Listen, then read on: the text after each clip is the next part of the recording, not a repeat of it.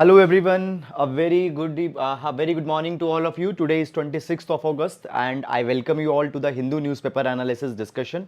So guys, in this video we are going to discuss entire analysis of Hindu newspaper. We'll take all articles along with the background as well as way forward, and you can also download explainer notes of this particular session from Telegram channel.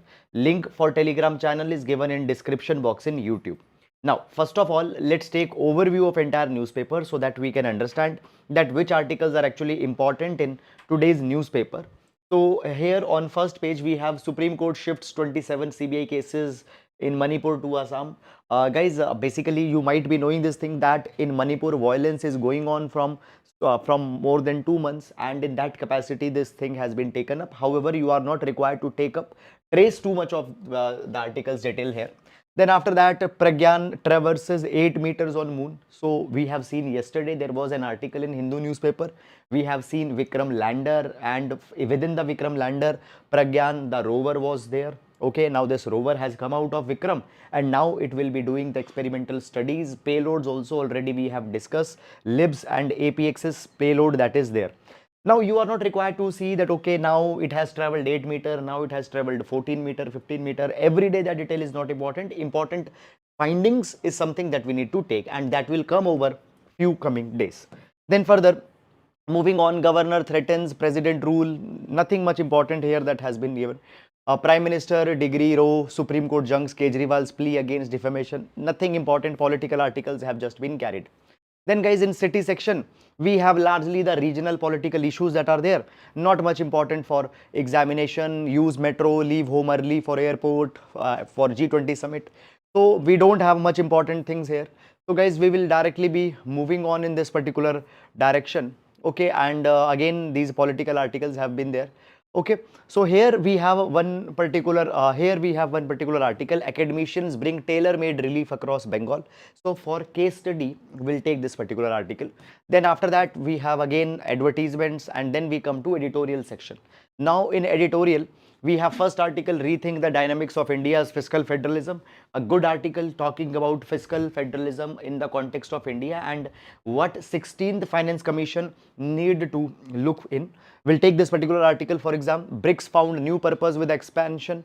So guys, yesterday in a lot detail we have discussed BRICS expansion, where 6 new members have been admitted to BRICS, and now BRICS have become an 11-member body.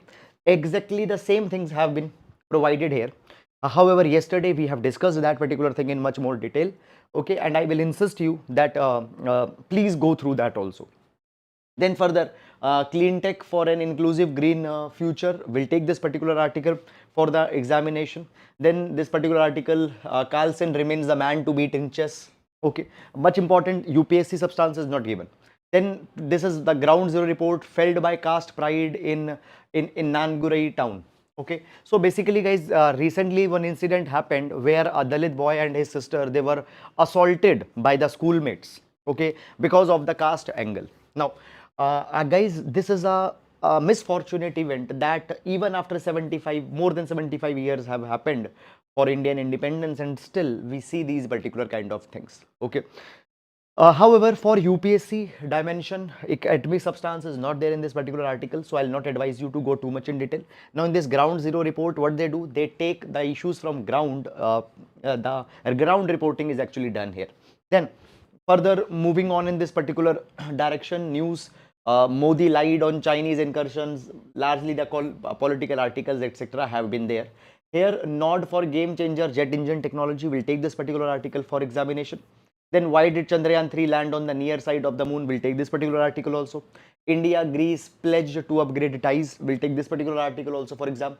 Putin to skip G20 summit in New Delhi. Okay, so we see that as G20 summit is going to held on 9th and 10th of September, Russian president might not come.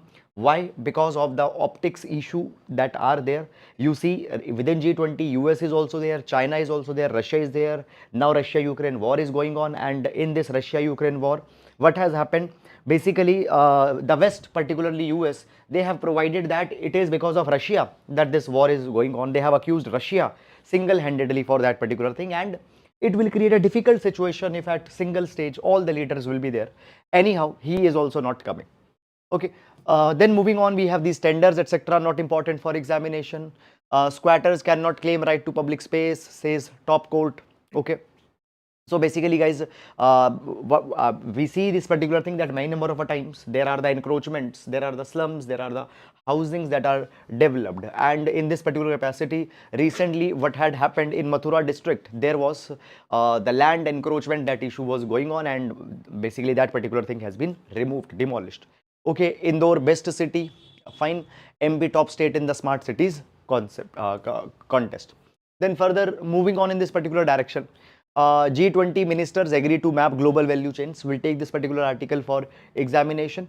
Then guys, we have largely the political trends here which are there, not important. And then we have sports page.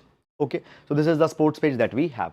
Now, one thing guys, I just want to tell you here that today, as it is Saturday, on Saturday there is a text and context section which is not there. Text and context, 3 articles they do come usually, which are important for our UPSC.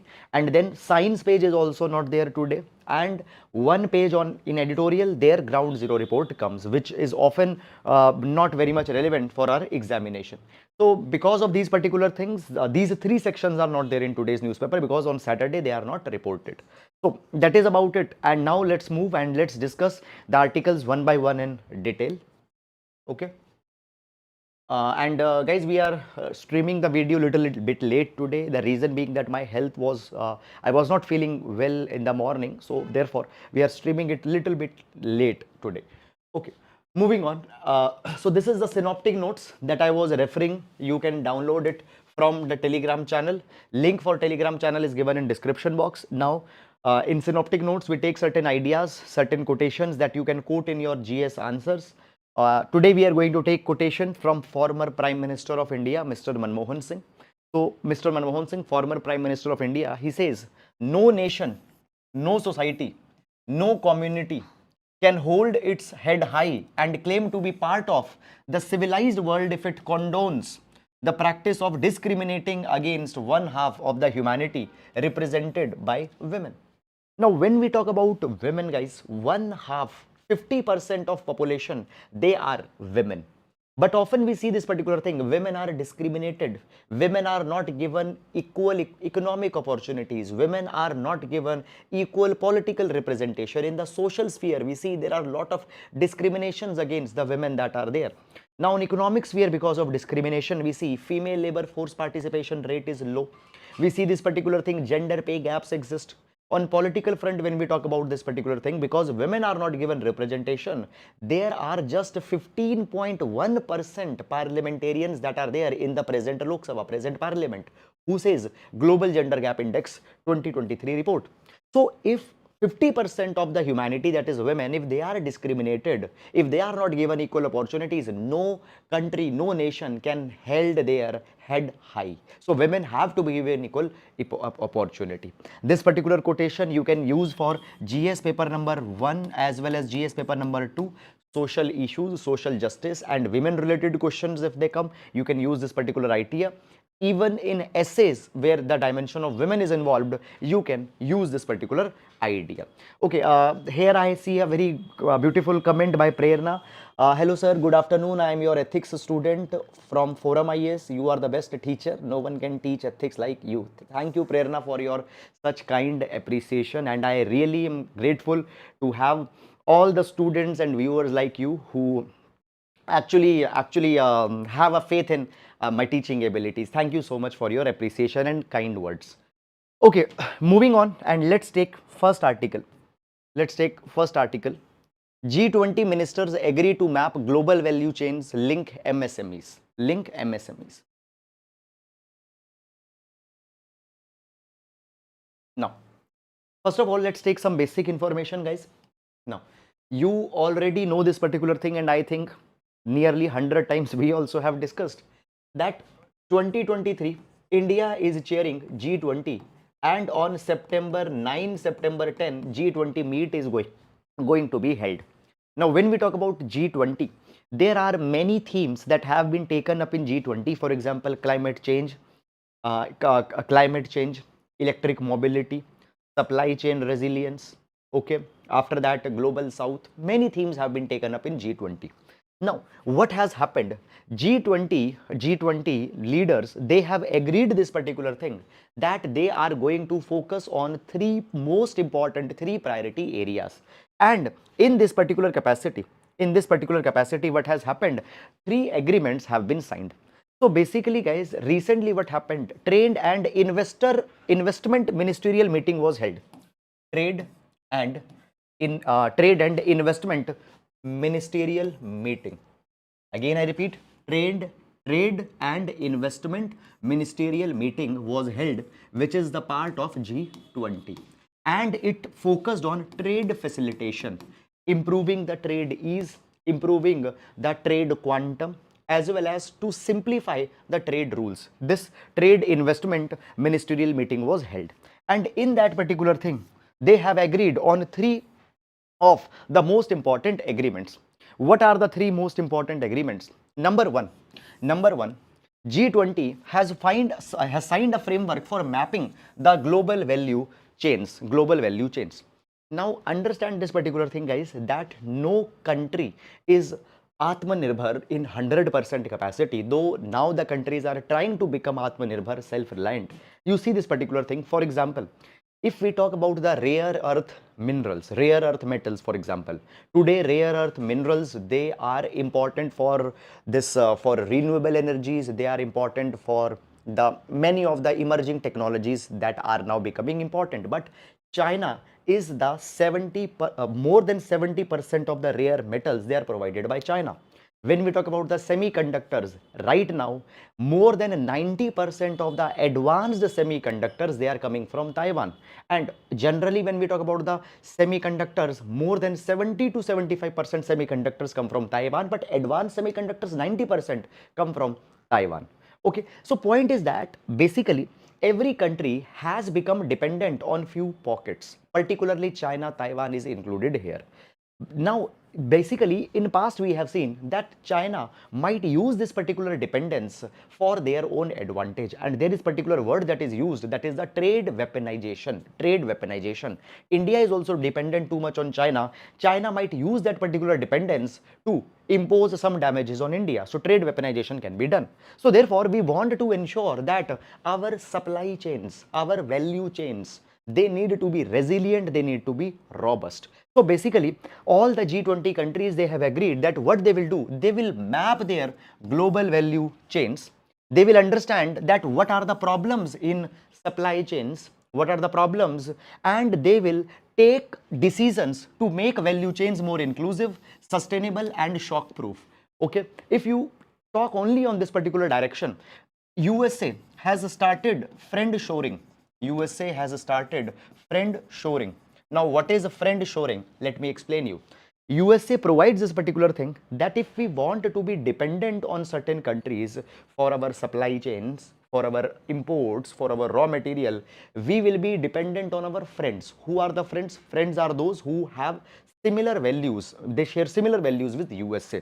So they want to remove their reliance from China. So they want to ensure that their supply chains, the place from their raw materials are coming, they need to be inclusive. Not only one country should be there. Then they need to be sustainable, they need to be shock proof. Second, G20 leaders, they have also signed an annex, they have also signed an agreement to address MSME enterprises. Now guys, when we talk about the micro, small and medium enterprises, they are the one which are responsible for large employment. They contribute significantly in GDP. They are the ones who are largely contributing the exports also. And in India, MSME are the backbone of Indian economy. Okay. When we talk about exports, employment generation, MSMEs are the one who are majorly leading in this particular thing. So therefore, MSMEs need to be given more opportunities so that they can be connected with the global value chain. Are you getting it or not? So within India's economy as well as in the global economy, MSMEs have to be given level playing field. They are to be given more opportunities. They are to be incorporated on economic platforms. This is something that is done. Then third annexure, third agreement that has been signed under G20 Trade and Investment Ministerial Meeting. Third agreement is principle on digitalization of trade document. Now guys, see this particular thing. Suppose today I want to export some product to Dubai or America, or I want to import some product from, let's say, Taiwan, Tokyo, or any country. Lot of documentations have to be attached. Physical copies of documents have to be still to be given. Because of that particular thing, import and export becomes delayed. Okay, clearances, they take a lot of time. So basically all the trade documents are to be digitized so that paper document reliance is removed, impediments, obstacles which are delaying the processes, all of that is removed. So this is something that is to be done. Okay, so guys, I hope that you have understood this particular article. And now moving on to next article. Academicians bring tailor-made relief across Bengal.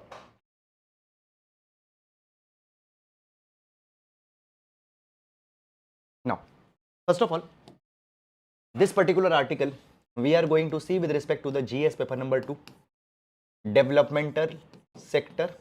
Within developmental sector, NGO, non-government organization. Now guys, when we talk about the non-government organizations, these NGOs, they are also called as charity organizations in UK. They are also called as the not-for-profit organization. NGOs, they work independently from the government of India. Though they might receive funding from the government of India, but they work independently from the government of India, from the government. And NGOs specifically work for social reform, they work for social justice, they work for the empowerment of people on the ground. And many such NGOs we have who are really doing good work. And from time to time, we get examples of these NGOs which you can use in your answers when you are writing. Now, here today we got an example of NGO from West Bengal. NGO from West Bengal. And which NGO today we are talking about? So, we are talking about NGO Pather Pathik. Pather Pathik. Now, apologies in advance. I might not be pronouncing this name right. Okay, so apologies for that. So NGOs Pather Pathik. Now this particular NGO is directly addressing the social needs of community. So when Amphan cyclone came, after that all the destruction and damage that happened, so Pather Pathik came forward and helped people. So it specifically helps communities when they are impacted by natural calamities, man-made crisis. For example, if there is any such kind of a communal riot that happened or any unrest that has happened, so they come forward and they have taken up some important and really good task. For example, they have provided food to poor people through community kitchens. They also have provided education to the children of tiger widows. Now, who are tiger widows? Tiger widows are those women whose husband died in man-animal conflict or conflict with the tigers. So this is something that they are doing. Are you getting it or not? Sir, and does NGO comes under pressure group? No. Pressure group is a particular type of a civil society which creates pressure on government for a particular thing. For example, they can pressurize government that, okay, you come out with a privacy law or you come out with the rural counterpart of MG Narega. So pressure groups, they try to influence government policy. Are you getting it or not? Fine. So little bit difference is there.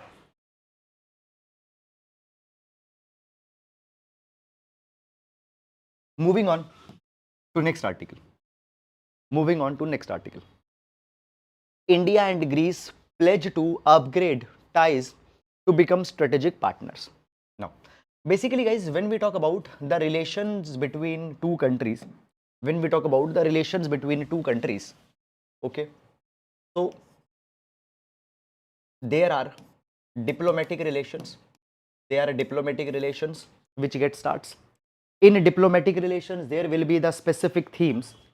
A minute. When diplomatic relations are concerned, there are the specific themes on which the countries are going to cooperate. Okay, that particular thing could just be the leader to leader talks that can happen. It could be such kind of a things will be there. Now, when we talk about the diplomatic relations, these diplomatic relations are expanded and these diplomatic relations could be converted in strategic relations. Strategic relations. Now, when we talk about strategic relation between any two country, every country's strategic relation will be different. But largely, these strategic relations, largely, these strategic relations cover three areas. There will be people to people ties. There will be people to people ties. Secondly, there will be the trade ties that will be there, import, export, investment, mobility. And then thirdly, there will also be the defense component that will be there. Defense, weaponry, import, export component also is there.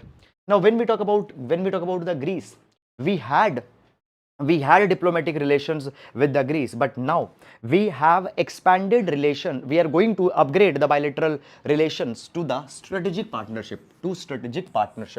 And as we are moving towards strategic partnership, both India and Greece now are going to collaborate, I told you, on a defense front also. So there will be defense collaboration that will happen as a part of this strategic agreement on migration and mobility will also be signed, so that without a hassle, without a problem, students, people from India can migrate to Greece and people from Greece can migrate to India. So migration mobility agreement will also be signed.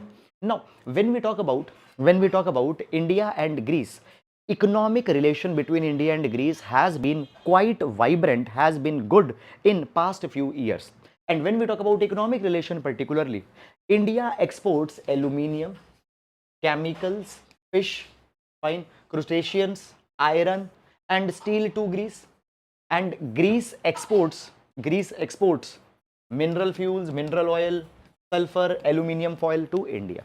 Apart from that, countries, both India and Greece, they are also exploring cooperation in maritime transport, defense, trade and investment, people to people ties. Okay, they were exploring this and now it got formalized through an agreement, and now we are formalizing it through giving a special status to Greece, that is the status of a strategic partner. Now, there are many other areas also where India and Greece are converging, For example, they are discussing regional, multilateral issues. Specifically, right now the hottest issues of Indo-Pacific region. That Indo-Pacific region needs to have rule-based order. Okay, how in Indo-Pacific region power has to be balanced. So on Indo-Pacific region, multilateral issues, European Union, Mediterranean, they are talking about, and both countries held respect for international law, sovereignty, territorial integrity. When we talk about international law, we see this particular thing that nowadays many countries are not respecting international law. For example, China doesn't respect United Nations Convention on Law of Seas, UN clause, and because of that particular thing, it has so many disputes in South China Sea.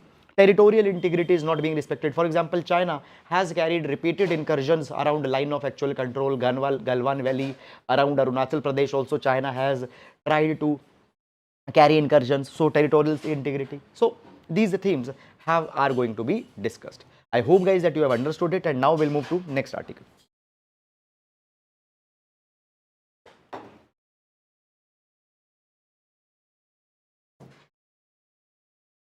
Clean tech or clean technology for an inclusive green future in India.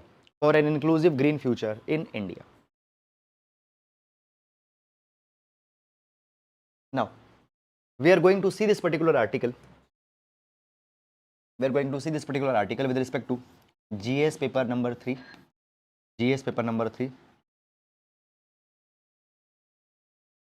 Green economy. Okay, green economy, green recovery. We are going to see this particular article. Now, first of all, let's take some basic information and then we'll start with this particular article. So basically, guys, right now you know this particular thing that environment, climate change is a big theme which is being discussed in almost every platform, be it G20, be it BRICS, be it any platform, any grouping, environment is being discussed. Today we see this particular thing that when we talk about the climate action, okay, climate action is needed, but at times poor countries might not have capacity to invest too much in renewable energies. They might not have resources to invest too much in climate action. Okay, so the article is talking about that climate action. If you want that poor countries, developing countries embrace a particular type of a climate intervention, it should not only serve environment, but it also serve economy. For example, if any climate intervention is generating jobs, if it is removing the poverty of people, then that particular climate intervention will be absorbed by country specifically. For example, guys, in climate action, we talk about building up renewable energies. And when we talk about renewable energies, solar panels could be deployed.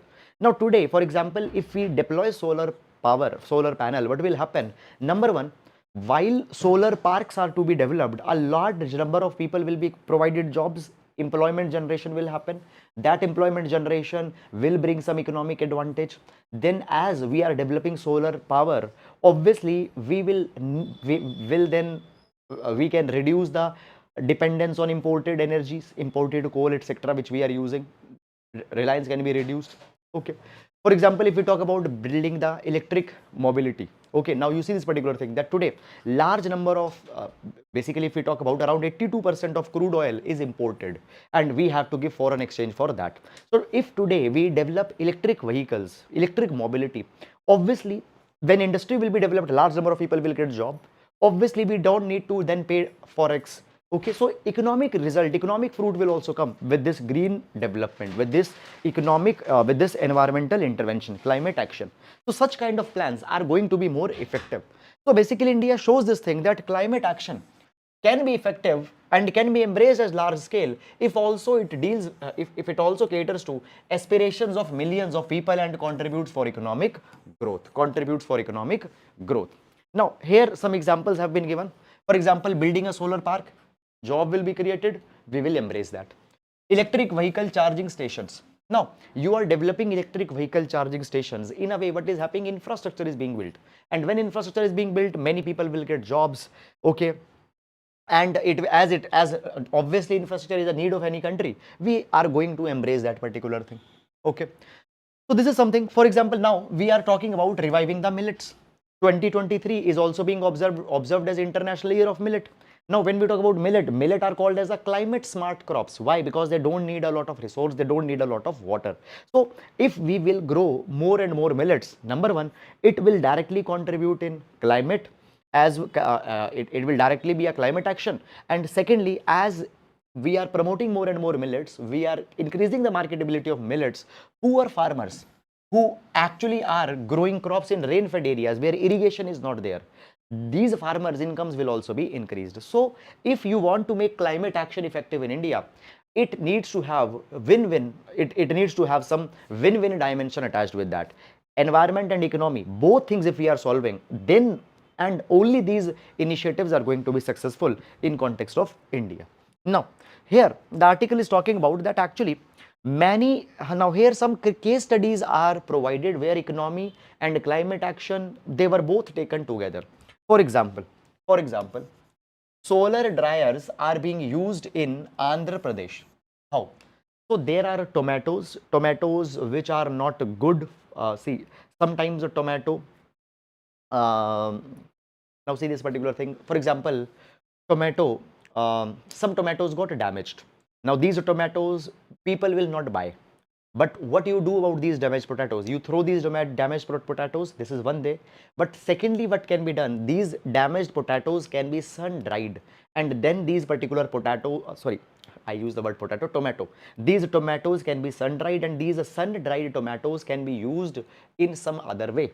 Okay, it can be used in making some chutney, some paste, or some other thing. So why to throw tomatoes? Sun dry them and use them at somewhere else. So for that particular sun drying, there are solar dryers that have been deployed in Andhra Pradesh. Now, as they are the solar dryers, obviously they are not using the coal-powered coal energy.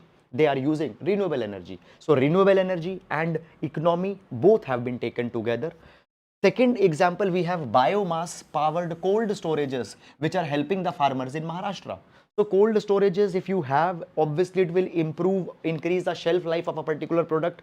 So there are the biomass powered cold storage in Maharashtra where the farmers are storing their lemons and are selling lemons when in market the supply of lemon is not that much, fine, and demand is there. So at that time, lean season, they are in seasons when their demand is high, they are selling the lemons, are making 3 to 5 times of income.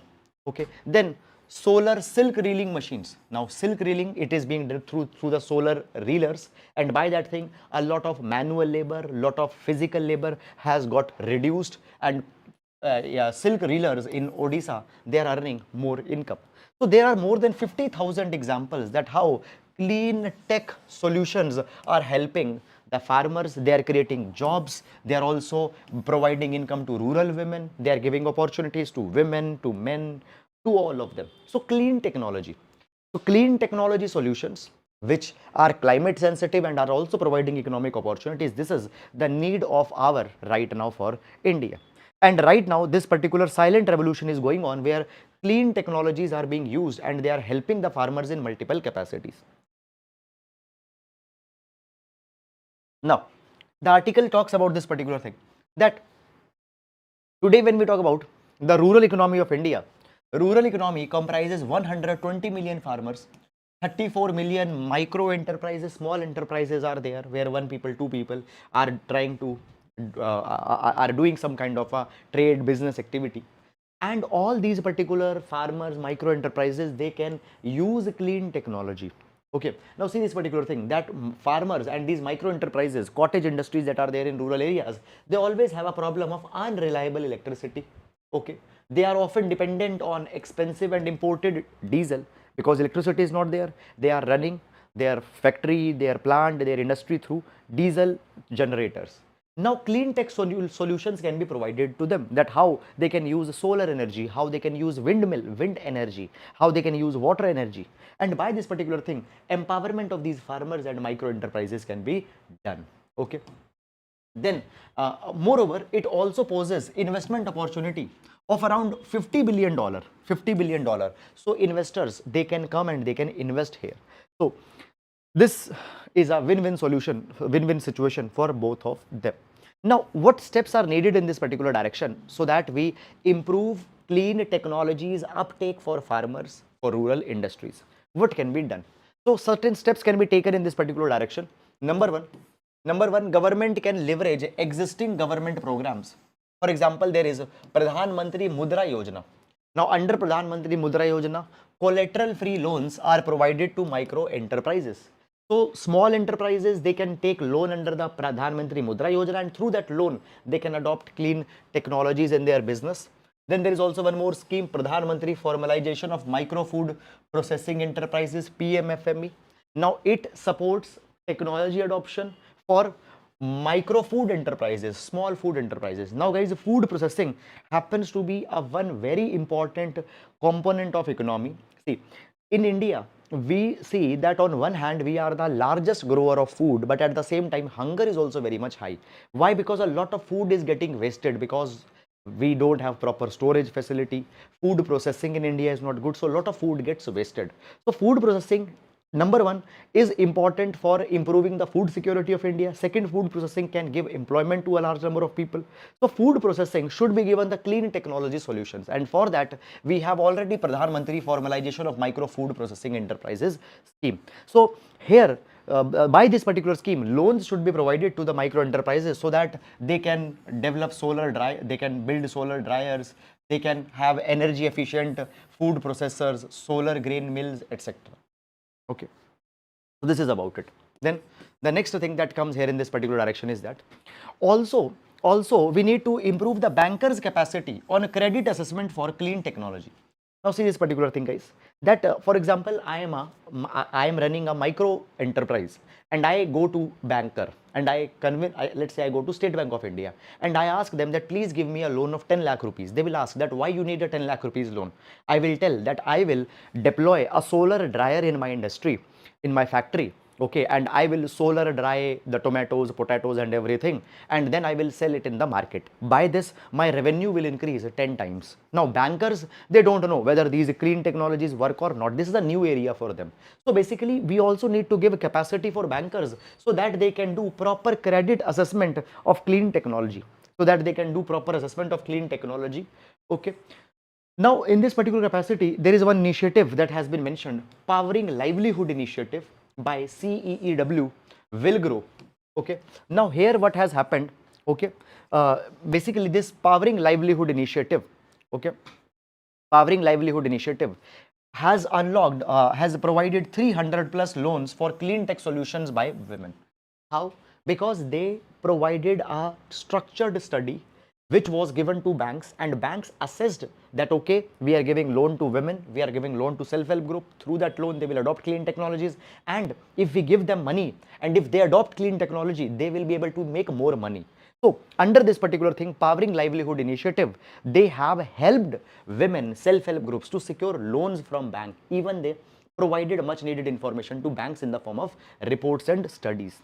Okay. Then next, also there is a need for meaningful collaborations. There is need for meaningful collaboration. So partnerships are needed to be done between technology innovators, manufacturers, distributors, service providers, financiers, or market players. Now, you might have seen Shark Tank, which came on TV few months back. Now, in Shark Tank, many people they come, and in agri-tech, okay, they have made some product which, according to them, can help the farmers. And let's say by this product, farmers' income will be increased 2 times or 3 times. Okay, so this is something that they have provided. Now, innovator made a product. Now that product needs to be manufactured on large scale. Then that product needs to be reached to market, and then it needs to be advertised so that the farmers get to know about this particular product. So multiple levels are there. Now an innovator might not have capacity to manufacture a product at large scale. Manufacturer then have to advertise that project on the large scale. Money is needed, resources needed.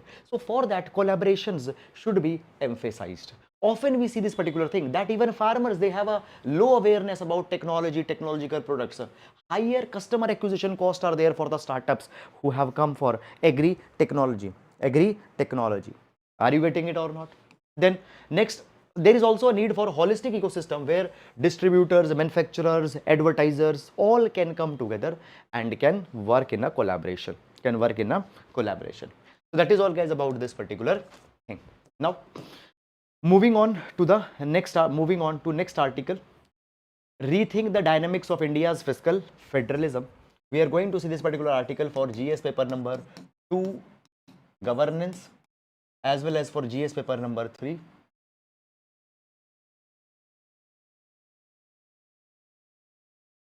governance, resources, taxation. Okay. There's one question, sir. I have a question. What is difference between law and ethics? Sir, can we say briefly, law is based on aggregate perception, and on another hand, ethics is based on individual perception? No, dear, this is not the correct understanding. First of all, what is the difference between law and ethics? First of all, what is law? Law has 3 components. Component number 1, law establishes a set of do's and don'ts. Do this, don't do this. Second, law will always be imposed by an authority. Who is authority? Authority is any body which has legitimate power. Okay, so number 1, law is a set of do's and don'ts. Law will always be imposed by an authority. And third, law will carry a penal element. For example, if you don't follow that law, there will be some penalty. That penalty could be physical penalty, or that penalty could be financial penalty. This is the law. When we talk about ethics, what ethics is? Ethics is the standard of right and wrong, just and unjust, desirable and undesirable.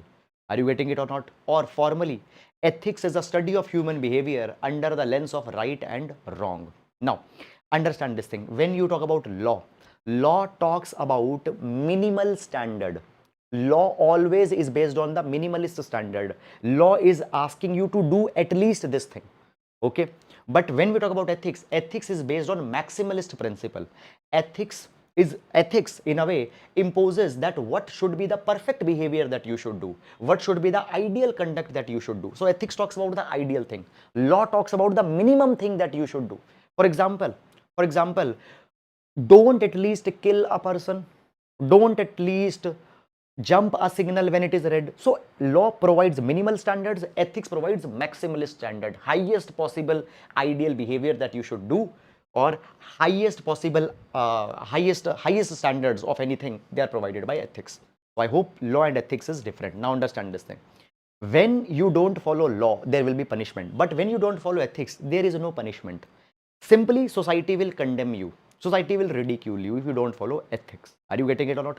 Sometimes certain ethical principles, they are given the shape of a law, then punishment will be there. But if something is just an ethical standard, punishment will not be there. People will curse you. People will say that this is a bad person. Punishment will happen when you will violate the law. Okay, this is about it. Okay, and guys, understand this thing. You also has asked this, that ethics is based on individual perception. No, this is wrong. Individual's perception, when it comes, for example, what I personally think as right and wrong, that is morals, not ethics. Ethics are imposed by society. Ethics are imposed by society. So mission secret, I know, I think that you got a clarity, though this is entirely a big topic. We cannot discuss in just 2-3 minutes here. Fine, it is an entirely a big topic, but I tried my best to give you a very crisp clarity. Okay, fine, moving on. Rethink the dynamics of fiscal federalism. So we have seen it will be important for GS2 as well as GS paper number 3. Now the article is actually talking about that, see, over last few years, many of economic reforms, economic changes have come in Indian society. For example, we moved from planned economy, 5-year plans were there. From planned economy, we have moved to market mediated economic system. Okay, government, which was a major rule maker in economy, today that government's role has been changed, and market oriented economy we have moved towards. Then after that, we have also brought multi-tier fiscal system. 73rd and 74th Constitutional Amendment Act came, you already know this thing. And by 73rd and 74th Constitutional Amendment Act, Panchayati Raj institution and urban local bodies came. And these Panchayati Raj institutions, PRI and ULBs, they were given the power that they can raise some resource at their own. Some minor powers in taxation also were given to them. So the rules of fiscal federalism, they are getting changed. The financial system of India, the financial economic aspect of India is getting changed over the last few years. We also saw that planning commission got abolished, and in that place Niti Aayog came. Now, if you see guys, in the past few years, what has happened? Article is saying this particular thing, that we have imposed a lot of financial burden on states, and because of that particular thing, today the states, their financial capacity is getting restrained. More financial obligations, more financial burden has been imposed on states. Let's take some example. Number one is Fiscal Responsibility Budget Management Act, FRBM Act. Now FRBM Act puts limitations on the state with respect to their fiscal deficit, and it has been said that the states are being forced that you have to follow FRBM. Now when you have to follow FRBM, you have to remove their fiscal deficit. In a way, you are restricting the state where you can spend and where you cannot spend.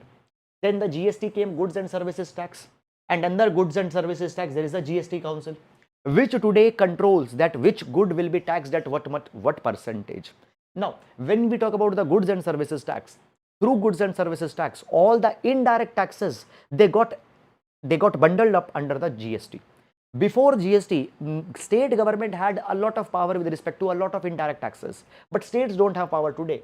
What tax, what commodity will be charged at what percent tax rate, all that thing is decided by the GST council. After that, today we see this particular thing, there is extensive use of cess and surcharge. Now when you talk about the tax and surcharge, there is a difference between tax and cess. Tax money is to be divided between the state and union both. Cess money is not to be divided with the states. All the cess money, if it is a central government cess, government will keep all the cess money, and the cess money, tax money can be used anywhere. Cess money has to be used for a specific purpose. Today central government has imposed multiple cesses, and as of now more than 35 cess are being imposed by the central government, and all that money central government is keeping with them. State government, they are not getting much of resource. Whenever the center wants to increase their resource, they impose a new cess and keep that all money with them. Okay. Then after that, we think that the size of divisible pool, they have also been altered. Now article is saying this particular thing, that actually we need to ensure that there is more equity. The intergovernmental transfer system should be based on equity. Now what is intergovernmental transfer? Now guys, for example, what happens, the taxes that the central government is raising, fine, that tax, see, GST will be divided between the states as per their share. Apart from the GST, even the indirect taxes, direct taxes, GST covers indirect taxes, even direct taxes that central government is collecting, that tax it has to share with the state government. As per 15th Finance Commission, or out of total tax receipts of central government, 41% of tax receipts have to be shared with the state. This was the 15th Finance Commission formula. So they are sharing. Now article is saying that intergovernmental transfer, when the money is being shared by center to state, that formula needs to be based on equity. Okay. Every state as per their need, as per their situation, they need to be given money. Today, we are giving a lot of tax exemptions, tax concessions. Okay. It is favoring rich people. Okay. And as, see, revenue foregone concept, understand this thing. Suppose I had to collect revenue, and revenue which I had to collect was of 100 rupees, but I give exemption. And actually now today I am receiving 70 rupees because of exemption relaxation that I have given. 30 rupees is a revenue foregone. So today we are giving so much of exemptions to rich people. But at the same time, as you give the exemption to rich people, central government's kitty, central government share reduced, and then even from that reduced share, less money goes to the state government. So we need to rethink all these particular aspects. We need to rethink all these particular aspects.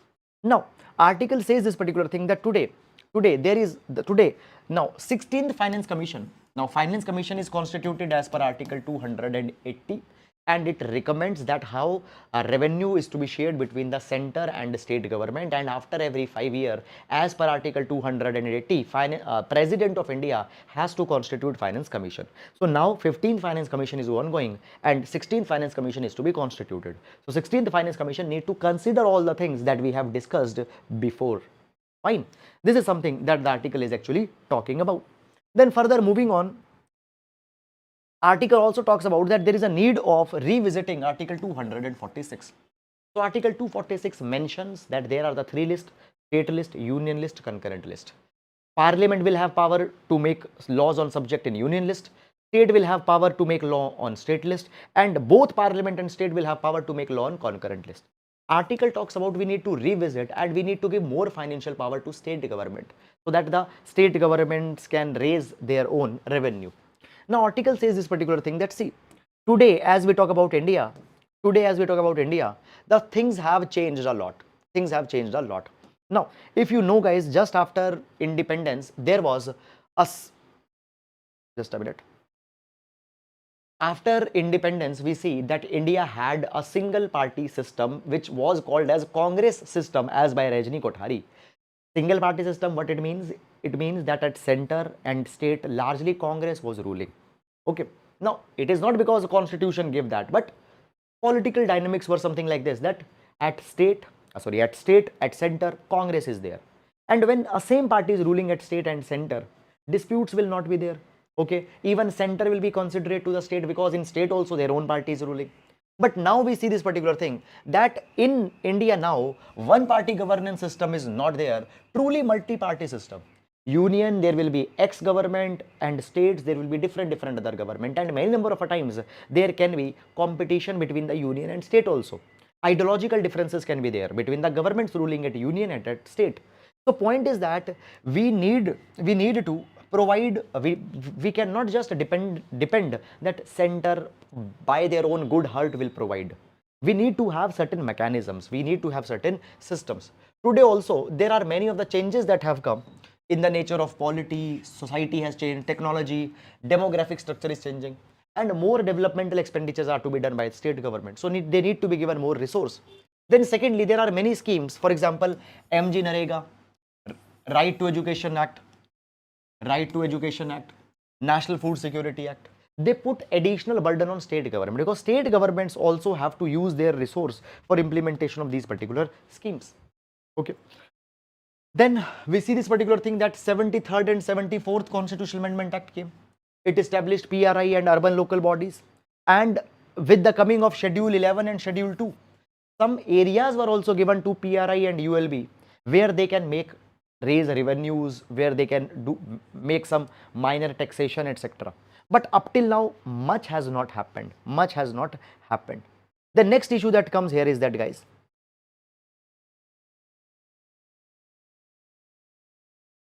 third tier, that is urban local body, Panchayati Raj institution. Fine. We have failed to place that properly on the financial federal map of India.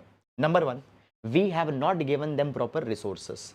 And often Panchayat, urban local bodies, whatever mandate that they are not able to implement that mandate. You have given, let's say, 10 tasks. For example, your mother gave you a list of grocery that you go and you buy these groceries. Okay. Now she gave you 10 rupees. Now that list which is of grocery is there. In that list, there are so many things that you have to buy and only 10 rupees have been given to you. How you will buy all those things? Not possible. Let's say you are unemployed. Fine, you are unemployed. Okay, not possible. In the same way, Panchayati Raj institutions, ULB, we have given them a lot of tasks, but money has not been given. Financial resource have not been given to them. It leads to a big problem.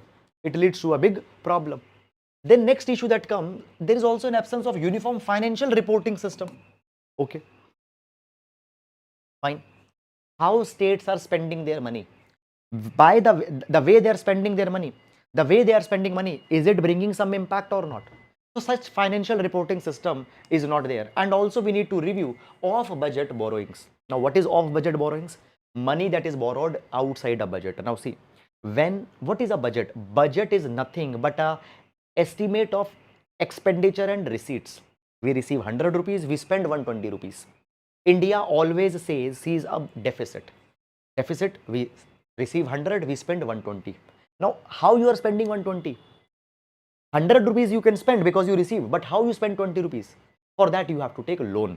Okay, so budget provides a provision about loans and borrowings. But beyond budget also, some borrowings are done by government. Okay, after the budget also, state government, central government, they are doing borrowing, which are called as off-budget borrowings. So right now, a lot of money has been borrowed by state and central government through off-budget borrowings. We need to reduce that also. So these are the reasons for which we need to rethink the fiscal federalism, financial federalism in India. And we need to change how money flows, how transfers are carried, all these particular things. Moving on to next article. Why did Chandrayaan 3 land on the near side of moon? So there are some concepts which are given there in this particular article. We are going to see that with respect to GS paper number 3. GS paper number 3, Science and Technology, as well as for prelims examination, Science and Technology. So certain words often you might be hearing in news, you need to know about that. So first of all, you already know this thing that Chandrayaan 3 has landed on moon on 23rd of August. So Chandrayaan 3, okay, it got separated from propulsion module, and the lander which landed on moon, it was called as Vikram. Within that lander, there was a rover, okay, a kind of a rover is a remote car type of a thing, which will come out of that. I'm using these words just to explain you. Please don't use in exam that Pragyan, the rover is a remote car. No, please don't use it in exam. I'm just using it to explain you. Okay, so rover has now started analyzing moon. It has walked, it has traveled 8 meters of distance also. It will do experimental studies. Which experimental studies? Already I have discussed you yesterday and day before yesterday also. This article is different. Article is talking about that what are the moon's near side? What are these concepts? Moon's near side. Moon's near side. What is this moon's far side? Okay. Whether there is a dark side or not. Now see, basically guys, when we talk about the moon, you know that one particular side of moon is always visible from earth. So basically when we talk about moon, around 60% of moon, 60% of moon is visible to us on full moon day. On full moon day, you can see moon, okay, and maximum 60% area of moon is visible from earth. This particular side is called as the near side. But there is one part of moon which is constantly hidden from earth. Now let's say I am seeing a person who's at a particular place. I am seeing one side of that person, but other side is hidden from me. Now when we talk about moon takes the same time to rotate on its axis as it takes to circle around the earth. Because of this particular thing, only one portion of moon is always visible. So there is one particular side of moon which is not visible, and that we call it as a dark side, But this dark side doesn't mean that it never faces sun. It faces sun. We are not able to see it from earth, so therefore we call it as a dark side. Okay. And when we talk about a dark side, pictures of dark side were taken first time by Soviet spacecraft Luna 3 in 1959, and it photographed these pictures, and these pictures were released. Apollo 8 mission of 1968, they also the first humans who were able to see that far side, that dark side which is not visible. Now when we talk about Chandrayaan 3 has landed on South Pole. Okay, so basically Chandrayaan 3, it has landed, basically when we talk about Chandrayaan 3, it has landed on South Pole, but still it is on near side. Near side means which is visible. Still it is on the near side. Okay. Now understand this particular thing, that the choice of being as close as possible to South Pole was to get closer to a permanently shadowed region. Okay. Now guys, understand this particular thing, that the place where Chandrayaan 3 has landed, okay, the place where Chandrayaan 3 has landed, it is on a near side, but very much close to South Pole. And India has also become the first country to land their module on South Pole. Moreover, understand this particular thing, we have landed near South Pole. Why? Because we want to discover frozen water, and availability of water, it is more probable that we will be able to find water on polar region. Okay, moreover, one more thing, this particular thing is that Vikram lander has landed on moon, in that particular area of moon where sunlight will come. Now, one thing I told you yesterday, that 1 day on moon is equal to 14 days on earth, So when we talk about the rover Pragyan, it will be able to operate by solar panels, and that solar panel needs the sunlight for recharging. And for that particular thing, we have landed Vikram on that particular region where the sunlight is coming, so that its batteries can be charged, and through that it is able to communicate with earth. So these are some minor concepts that came, not much hard, some basic things that are there. Please use it in mind, keep it in your mind, because some utility in prelims can be there. Sometimes they ask questions where such indirect information can be used. Then we have this article, nod for game changer jet engine technology transfer expected soon. Now guys, what it is an interview with Eric Garcetti. Okay. Now basically guys, now by the way, I think at least 8-9 times we have discussed this article also when the state visit of India happened in US. Now basically guys, when we talk about India and USA, both have agreed that General Electric of USA and Hindustan Aeronautical Limited of India, they have signed a deal that General Electric will provide the technology transfer for jet engines. Okay, General Electric and Hindustan Aeronautical Limited, they will be developing the jet engines collaboratively, and this is the first ever technology transfer between the US and India which is going to happen, and it is happening first time with a country which is not a ally, with a non-ally. Now ally is a country with which USA has signed some military for example NATO, North Atlantic Treaty Organization.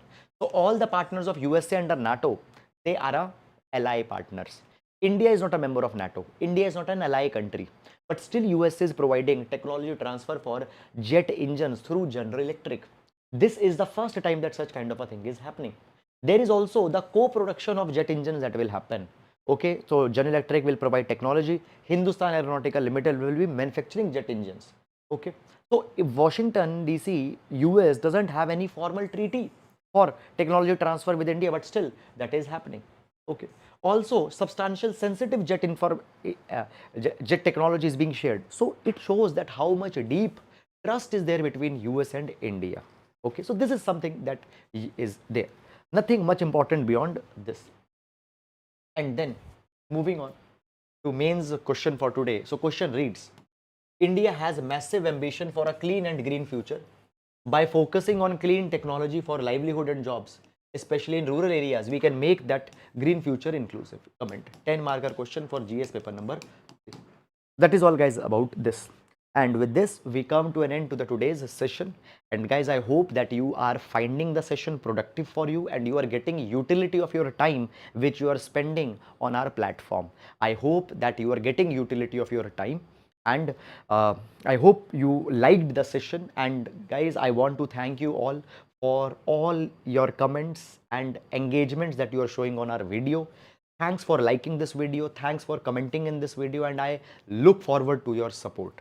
Thank you so much. Now we'll be meeting on Monday. Please take care of yourselves. Thank you so much.